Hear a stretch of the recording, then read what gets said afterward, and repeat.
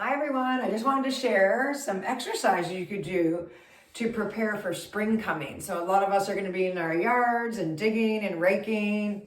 So what could you do? Here's a great exercise to strengthen your hips and your back. So it's the hinge. So you might have seen a video of two of this already. So a great one, right? You walk out into your yard and you do some hip hinges. Nice hip hinge.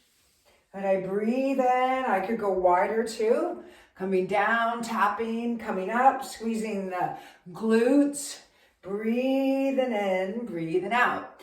Another exercise you could do is grab a weight. Do some rowing, right? I'm gonna show you in tall kneeling. Right here is pulling. Any type of row will strengthen your back muscles. And prepare for when you're pulling weeds, you're shoveling, you're doing all of that different yard work that's coming up for the spring.